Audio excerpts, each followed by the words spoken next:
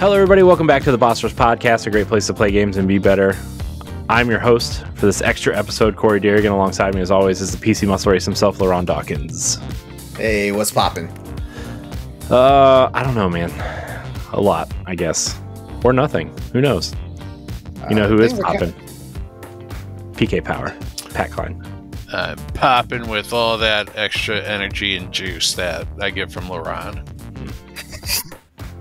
You're taking in LeRon's juice, huh? Oh, man.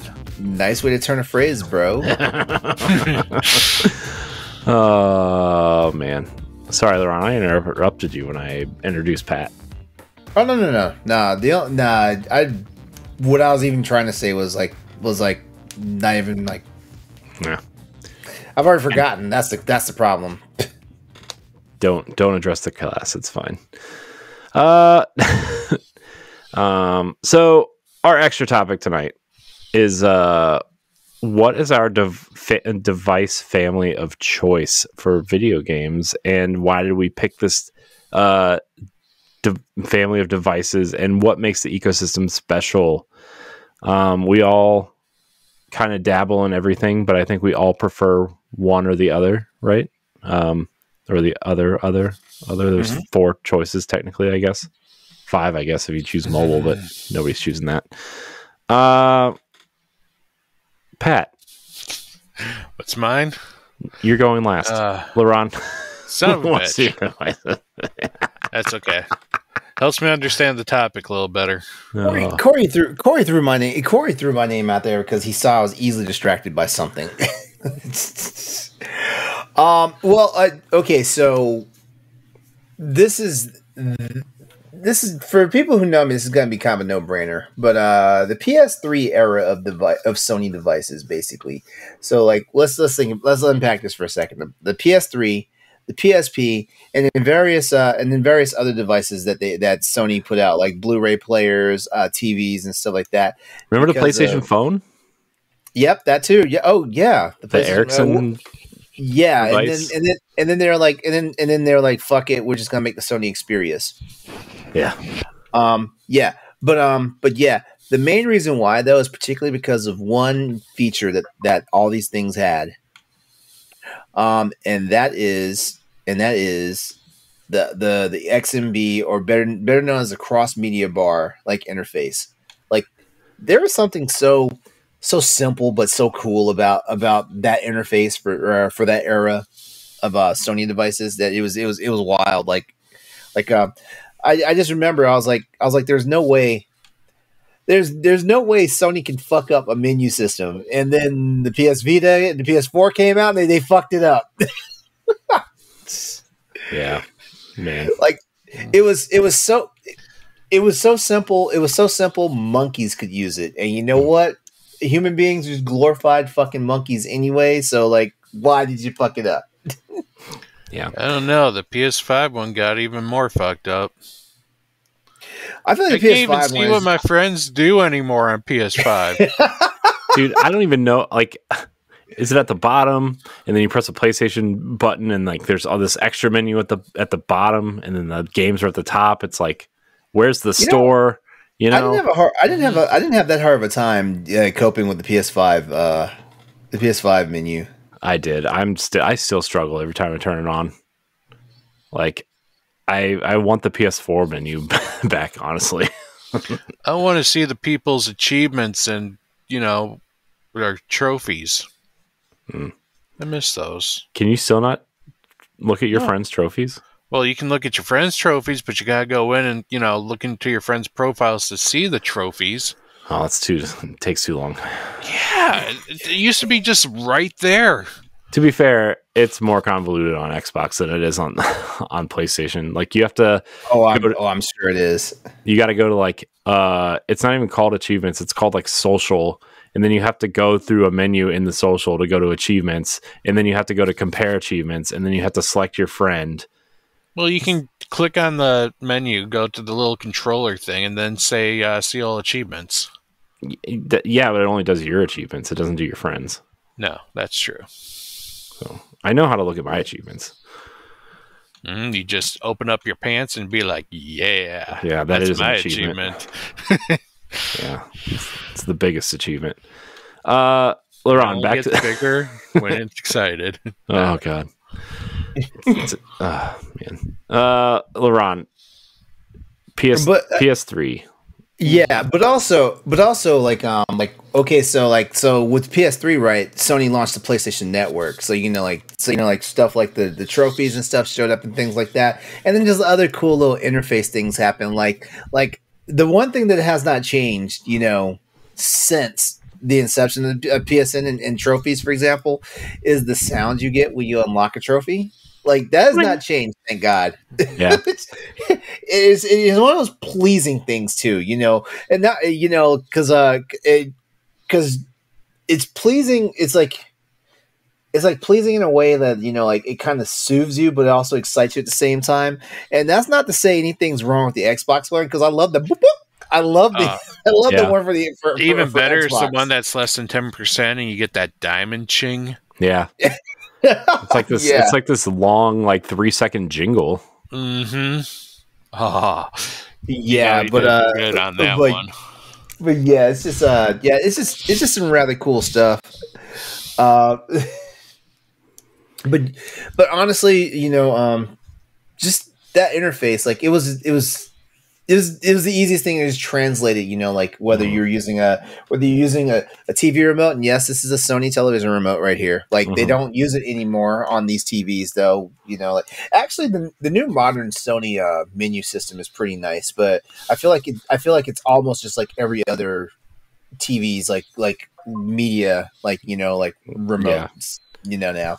I hate Samsung's new one. Like, oh yeah, I'm not a fan of it either, and I'm not a fan of their remote control. Yeah, I used to beg my wife to like just use the Xbox, please. Like I even bought this. Look, I even bought this universal Xbox TV remote that like turns on your TV, changes the channel, turns your volume up, and then controls your Xbox. I'm like, can we please just use the Xbox? No, it's a smart TV, and I was like, God. And like half the time you press the button, it doesn't load. Half the time it lags so bad that you press it again and then it just closes it as soon as it opens. It's like, Jesus Christ, dude, come on. Anyways, yeah, but back to your point, LeRon, the when PS3 was out, like Sony had a real synergistic thing between like all their devices that was really cool. Like the cross media bar, and then like if you plugged your PlayStation into a Sony TV, it had like more functionality, and then you like the PSP was like, PSP, man, what a great little console. Yeah, man. I bought that for God of War 2. I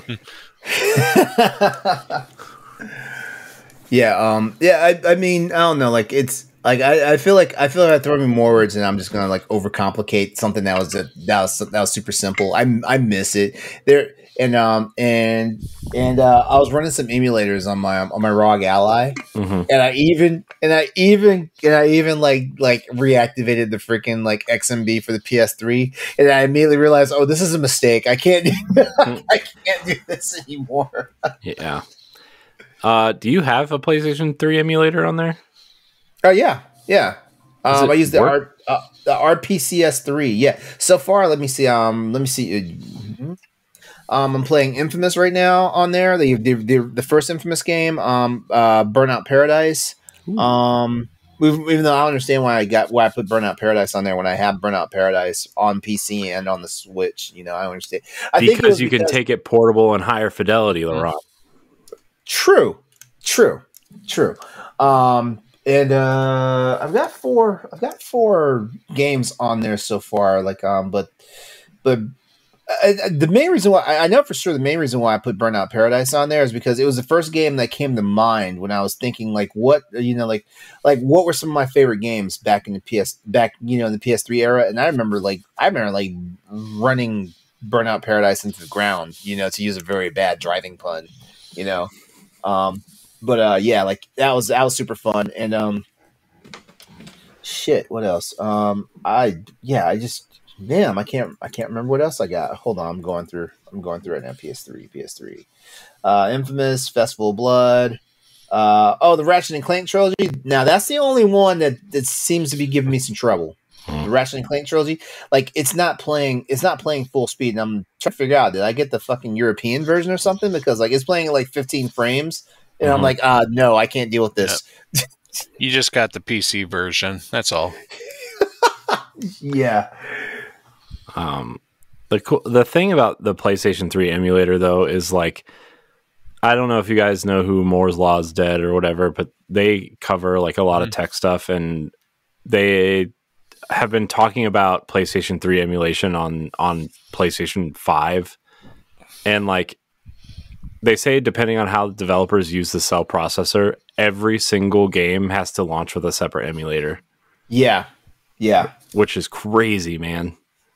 Yeah, like so like I said, with the exception of Ratchet and Clank trilogy, I haven't really been noticing that many problems, you know, and maybe just with the Ratchet and Clank trilogy, I just did not have the patience to sit through and mess with settings, you know, like even though I'm playing on a handheld PC, so yeah, like messing with settings is par for the course, you know, but I did play, but I do have a fixed version of Final Fantasy War of the Lions. Ooh, that's so good. I love that. Yeah. I have a fixed version because everyone knows the PSP version of War of the Lions would have been so great if it wasn't for lag issues with performing actions. I have a fixed version of it. It fixes that, and it also tightens up the dialogue. What? Yeah, man. I'll share it with you guys. Ooh, Tightens the what? Dan, I gave Dan Murphy a copy. like if he hadn't given his wife his firstborn son, I would have had his firstborn son. Man, Dan made that deal with you. You would have had 2 firstborn sons. Yeah. No. I for real though. Like I was playing it. I was playing it the other night, and yeah, like just that whole era. Like, you know, like the PSP came out. You know, like the PSP came out, and it did a few things different compared to like the PSP came out while Game Boy Advance was the fresh new hotness for the current hotness for Nintendo. Then the DS came out, you know, and that shook some things up. But the PSP was great for like a hot minute, and it felt like just an extension of the PlayStation 3. Yeah, it was also really popular because it could be cracked open easily. Yeah, it could. Yeah. I had 3 PSPs, and all 3 of them. I had a PSP, the 1000, I had the 2000, and then I had a PSP Go, and all 3 of them were just cracked to hell. Yeah, I had the 1000 and the Go at some point. Man, but, PSP, man. Yeah, the Go. I didn't like it as much as I thought I would like it, and so I wound up giving it away to a friend. Yeah. Ahead of its time, and the stick sucked because it like closed, right, like old school phones. So yeah, that was the problem. Like, you know, like what was it? What was that phone? Was it the Sidekick? Mm-hmm. Yeah, it reminded me of that to the point where I was like, okay, I'm kind of not in love with this anymore. Yeah. Oh man, that was like, if you're gonna pick a system or a family of consoles that was like really synced up and synced together, that's the generation. Sony did it right. Yeah, the uniformity, man, of just like the operating systems and the cross media bars, and you know the games, like some of the games, like especially the indie games. Wasn't that the first time where if you bought it on PS3, you could play it on PSP, right? Yeah, but also like like certain games had companionship. Like if you had a PSP, like for example, Killzone 3, if you had a PSP, like you could have a mini map like in your lap. You know, I understand why people would do that when you're playing a first person shooter, but still, you know, like you had an accessible map, and like there was other games that did that. You know, like I feel like Sony had some innovation with the PS3. The only problem was Sony was lagging way behind from the Xbox 360. You know, like, you know, because Sony basically did a Nintendo. You know, before Nintendo decided they were going to do it with the Switch. I mean, I'm sorry, not the Switch, the Wii. You know, Mm-hmm. where they alienate their developers, because the system was too hard to develop for, Yeah. Little Big Planet also. You could like build levels on PSP and then you could transfer them to the console versions. That was cool. Yes. Hell yeah. And it was easier on, was it PSP? Yeah, it was PSP, right? There was a Little Big Planet on PSP. Yeah, there was. Yeah. There was. Mod Nation Racers was another one. Yeah, Mod Nation Racers. You can make tracks and then just transfer them from the PSP to the PS3. Mm-hmm. Man, Mod Nation Racers, man, it was such a cool game, and nobody bought it. Nobody bought it. It was so fun. Yeah. Yeah, that was back when I was doing reviews for Pop Culture Shock. So I got so many free codes for stuff like that. Oh my god! I got the advanced codes. Corey, I got the advanced codes for God of War 1 and 2 back then. Yeah. Yeah. Man. Like it was the full game. It just didn't have like the artwork on the actual disc. Yeah. Oh man, it's so PSP, man. I loved the PSP, man. It was so cool. I had like Kingdom Hearts. I had the War of the Lions, which is like the best version of Tactics. It is the definitive version of Tactics. Oh man, it's supposedly coming back again. I hope so, but man, it's gonna have to compete with what I'm dealing with right now in the ROG Ally. Yeah, well, I mean, it'll be like next year though, probably, and I'm sure it's coming to PC at some point too, because all Square's games go to PC at some point. That's true. You can find it on the cell phone. Yeah. Yeah, but that's honestly my favorite era. So like we're looking back, like 2000, like 2004, 2004, yeah, 2004 to about 2011, that era. Yeah. I see God of War, Ghost of Sparta came out in 2010. Hot Shots Golf 2010. Yeah, so 2010, 2011-ish. So, you have anything else to say about the PlayStation 3? No, that's it mainly. Like it was just, it probably wasn't it probably wasn't the era of PlayStation that I had the most fun, because I still think that's the PlayStation 2 era, but the PS3 era, in my opinion, was really innovative, even if, like there were some missteps, the cell processor was not everybody's friend, even though like the cell processor itself made gaming some of the hottest games what they were, like Uncharted, for example. Like, I mean, like shit, like they dedicated an entire core of the cell processor just for facial expressions for all the characters. Like it was like they had a core for that, they had a core for like the physics mechanics, and the rest was just to process the game. Yeah. Didn't put anything in there for the shooting mechanics though. Yeah, Uncharted had the most slippery fucking oh my god, and all the aiming and shooting. Yeah. And it got worse. It got worse the more like when you got like weapons of mass destruction, like flare guns and RPGs. Like it's just like I can't hit shit with this thing. Oh yeah, man, it was rough. Also, like every single even the the minion enemies in there were like huge bullet sponges, and you just had to keep you would empty like 3 clips into their face, and they'd still run at you with machete. It just got to a point. It just got to a point where I would shoot them a couple of times and I just run up on them and beat their ass, because like that was the fastest way to kill them. Like shoot them a couple of times, weaken them, and then just fight them. Yeah, and pray you don't get your ass shot off while you're doing it. Yeah, man, what a good time. Pat, what about you? Well, man, this is actually a tough one, because, I mean, out of my favorite, I would say the PlayStation 1 was probably one of the favorite eras for me. Maybe because that was when I was accountable for my own games. I had to go out to the store on my own. I had to purchase them with my own money. And so I built up my own collection.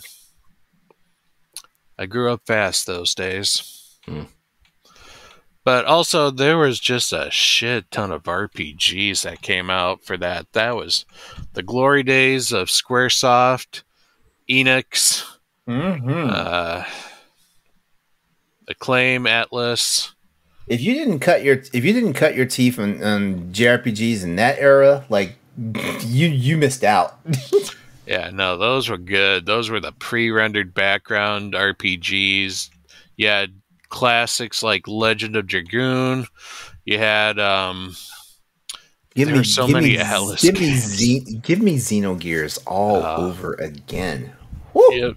Xenogears was I remember playing that game even when I was like sick from home or sick at home, from school. Mm-hmm. My mom told me don't play video games, go to bed, and I'd be playing Xenogears.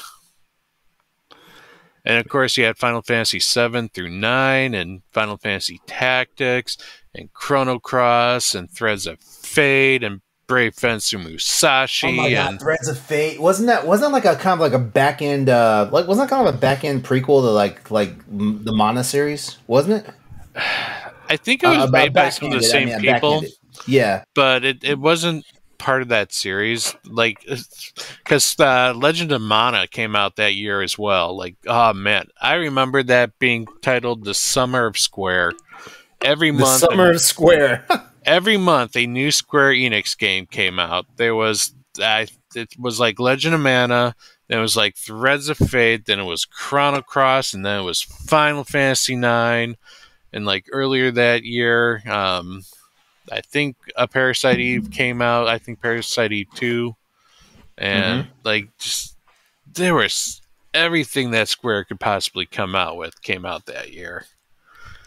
It was freaking amazing. Yeah, like Square was in their fucking heyday during PS1. Like they even fucking they made their one and only shooter in the PS1 era, Einhander, which is still one of my favorite games to this day. Oh man. Like there was a lot of good stuff for the PlayStation 1. And I remember just building up my own library from that. Still have a few good rare games. I used to have Mega Man, The Misadventures of Tron-Bon, but I gave that to a friend. Oh, yeah. Apparently that was like one of the rarest games you can have. He was appreciative. Yeah, it was, yeah. But honestly, in terms of my favorite ecosystem, I would probably say it was the DS, the original Nintendo DS, because that also was like a good combination of just games that they sent out, and the DS and the Game Boy Advance kind of lived side by side for a little bit. Like the Advance came out for like 3 years, and then the DS came out afterwards.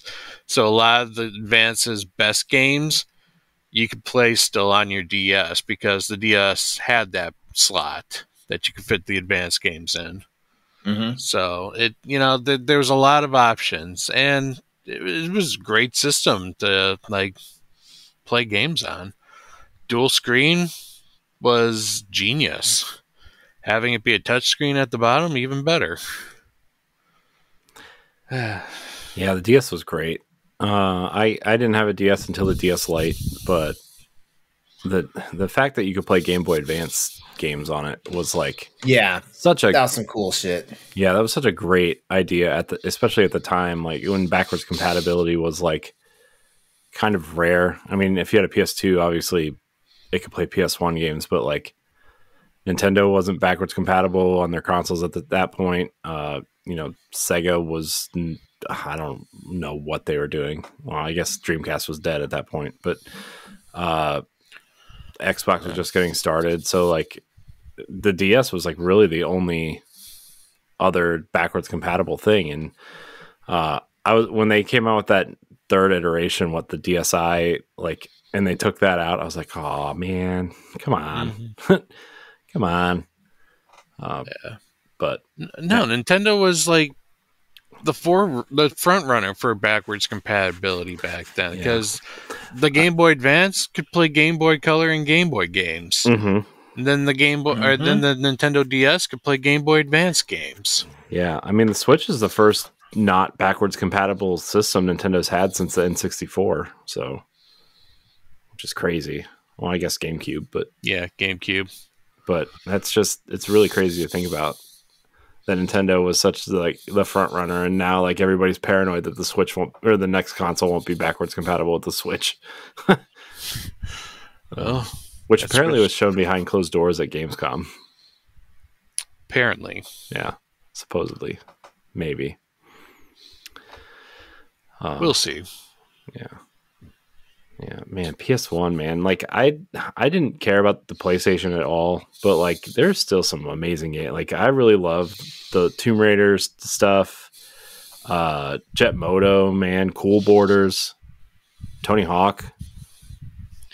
You know, I mean, I wasn't really into RPGs until the PS2, but you know, I got some of those things. I actually had a lot of RPGs, like Black Label ones. Like I had Valkyrie Profile with the guide for a while.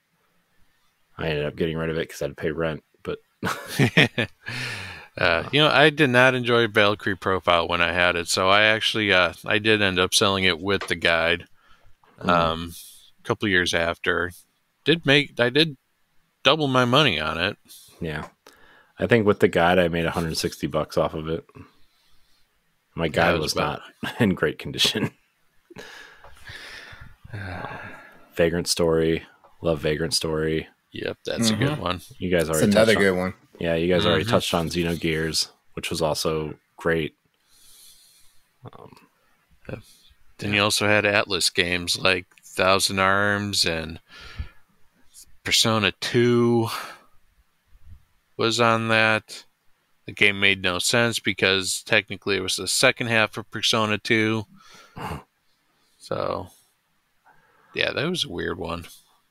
Yeah. And the Working Design series. My God. So many awesome games they had with that one. Lunar. What Lunar happened? 2. What happened to Working Designs? Did they just get like swallowed up by somebody? Yeah, they went bankrupt after Grow Lancer for the PlayStation 2. They couldn't. Oh. The problem with them was when they announced games, it took them forever to localize those games. Like that team was a small team. They just drained money, and of course they packed their games with like everything and didn't really ask for anything extra. Like their collector's editions were regular editions. Mm-hmm. Yeah. But then I think Victor Island went and he created another division called Gaijin Games. And they did a few things. That's interesting. So how about you, Corey? What was your favorite time? I think the Xbox 360 was definitely the console that kind of got me away from being a Nintendo super fan for a while, because I hated the Wii and I needed something to play games on. And then I saw Gears of War and Oblivion, and I was like, okay, hello. I'm here, and I could still play Halo 2. And like, it was just, I think, especially as the console started getting updates and, you know, indie games started coming out and started really becoming this kind of like interesting console that I mean, until then, like, I mean, I guess if you had Xbox Live on the original Xbox, you would have had this stuff. But like, it was the first time I ever really played online games with anybody. You know, I mean, Halo 2 was a popular game in college because the entire campus was lined up with as a giant LAN party. But like, I never played online Halo 2 until the Xbox 360, and we got broadband internet. And I think the influence that the 360 had on gaming as a whole, right, with like an online store, and then they put, you know, they were the first console to have Netflix stream without having to have the streaming disc. It started putting full games as digital downloads, which, like, you know, at the time we were all like, oh, digital gaming, whatever. But like, that was really important to the ecosystem. I remember the first game I bought digitally was the first Assassin's Creed game. And it was what, LeRon? I was going to say, like, digital game. Remember how people were so adverse to that? Yeah. I mean, a lot of people still are, though. Yeah. Remember how they said that buy digital games would make games cheaper? That's the biggest. Oh my god, that's the biggest lie that like it. You don't have to produce physical medium, therefore, and you don't have to distribute it. So yeah, it's funny. In some countries, it's actually more expensive for digital games, like Australia. It's like super expensive to buy digital games. But like, yeah, I mean, I bought Assassin's Creed, the full game digitally, and then I was like, oh man, this is cool. And then I bought Gears of War digitally, and then Halo 3 digitally. I was like, oh man, this is fun. And we were all like blown away at the size of those games. 6 gigabytes. Oh my gosh. And now it's like laughable. That's like a large indie game. Oh man. So yeah, I mean the Xbox 360, and then it being backwards compatible with the original Xbox, and the cool consoles that came out too, like the collector's editions consoles, like the gear. At one point, I think I had like 4 or 5 Xbox 360s because I liked the consoles. I had the Gears of War 2 one that was red with the Omen on the side, and then the Halo 4 console is still like the most amazing console I've ever seen. It's like that translucent blue with like all these, blue lights inside. And man, Xbox 360 was so cool, man. I loved 360. I ended up getting rid of all those consoles too because I had to pay rent. I remember the interchangeable faceplates. Yeah, I bought what was the one I bought? Pay rent. Yeah, dude, man, I was so poor back then. But like I ended up just like, oh, I want that, so I would put the console on my credit card and then just like pay it off over time. God damn. Yeah. Yeah. Good times. Dude, I was such a financial idiot back then. I think we all were. Yeah. Like I feel like I'm just now getting ahead of the curve because guys, I just got my first credit card. Like it's not my first credit card ever, but like it's my first credit card in my 40s. Yeah, I used to have like, I think I had like 3 at one point, and then I was like, I don't know if I really need all these. And then but then like your credit goes down if you cancel them, and it's like, oh my gosh, what is that bullshit about? I know. It's so dumb. It's like I have a U.S. Bank one that's at a $500 limit. It's like, I'm never going to use this. It has $500 on it. Yeah, I don't understand. What is that? I'd rather just bullshit? Cancel it. Yeah. But, I'm sure I could extend if I asked, but I never use it. So, that card is just an inactive card, but I can't close the damn thing because you lose credit. Yeah. And like you lose credit if you want your like limit to go down too, but then they just randomly add more money to your limit because you are qualified for it. Like, yeah, the Amazon store card it's the only credit card that I have now is like the Amazon store card, and I can only use it on Amazon, right? But like when I applied for it and got it, the limit was $500. And now it's like almost $2,000 now. And I'm like, why? Never going to spend that much money. Gosh, I don't want to know what my Best Buy one is. Oh man, I think that limit's got to be super high.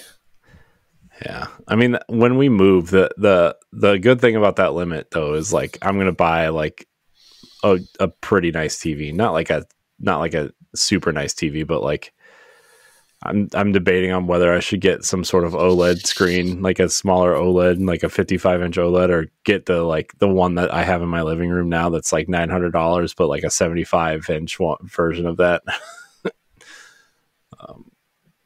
I don't know, but be careful financially, kids. Mm-hmm. Pro tip. Yep. Use your credit cards to build your credit, but make sure you pay it off every month. Yeah. So, but yeah, and then like I really think that they were the first. Maybe I might be wrong, but they were really the first to come out with controllers with like cool designs other than just like a color.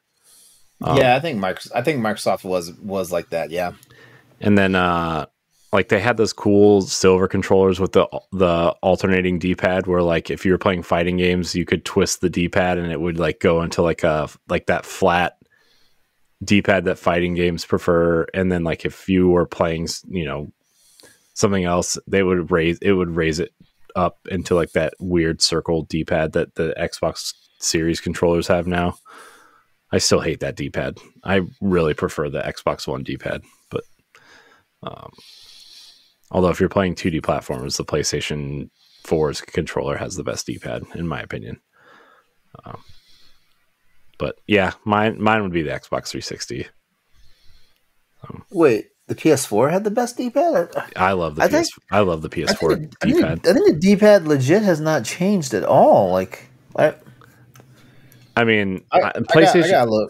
The PlayStation 4 was like the only PlayStation I played a significant amount of. So I played a lot of PS2 also, but that's fair. I was a GameCube and a GameCube kid. So guy, I guess. I don't know. Okay, yeah. Age math is hard. The PlayStation 1 was just 4 buttons, where the Xbox and I think the Nintendo kind of used that circular D-pad. Yeah, I actually hate the Switch Pro controller's D-pad. It's raised too high. It clicks down. It's just it's a bad D-pad. Not a fan. But anyway, it's not like we're using D-pads that much anyway. But I love the PlayStation 4 controller actually. Like it would make my top 3 controllers of all time, I think. So, well, does anybody have anything else to comment on this? I think that was a good little topic. Good, fun, extra topic. So, nah. Yep. LeRon, I'm kind of surprised you didn't pick PC. PC's, in my opinion, PC's is too generic. Yeah. But is it now, though? Like with the Steam Deck and ROG Ally and... Yeah, I mean, it's interesting times living. Like Lenovo's about to step into that field too. I know. But the only problem is like the only thing it kind of one ups like the ROG Ally on is just a bigger screen. Yeah. You think it'll be as much as the ROG Ally? It's projected to be $100 more than the ROG Ally. Oh, gross. Okay. Yeah. Man. I mean, I want one of these devices so bad, but I don't. Man. Dude, $700 or $800 is such a hard pill to swallow right now. I mean, it's a hard pill to swallow at any point, but yeah. And like the $400 Steam Deck, I'm like, yeah, that's cool, but I want the nice one. I mean, I guess you could just swap out the hard drive and buy like one of those HD screens that they're promoting, but I would have to send that to LeRon, send him some cash to put a SSD in there and be like, just do your thing, bro. Yeah, and it'll be on its way, right? Just like the broken PC in my basement. Yeah, man. Like, what are we doing here, man? I don't know, man. I really want to fix that thing just to see if I can get it up and running, but like, I'm just too lazy to take it apart and send it anywhere. So, all right. Well, we're going to get out of here. I want to thank everybody for watching or listening to this extra. Remember, if you're a patron, you get the audio version exclusively. If you're watching on YouTube, you can get it a couple weeks early, but for just $1 on Patreon. So, $1. Chop chop. LeRon, Pat, thank you for your time as always. Always a pleasure. Thank everybody for watching and or listening. And until next time, we love you. Goodbye. Bye. Take care. If you want to be a Patreon producer, head on over to patreon.com/BossRushMedia and find out which tier is right for you. Our Patreon producers at the $5 tier or higher for this month are Adriel Munger, Austin Campbell, Celeste Roberts, Christian S., Sana Deering, Francisco Santillan, and Rebecca Jewell. Thank you for your continued support.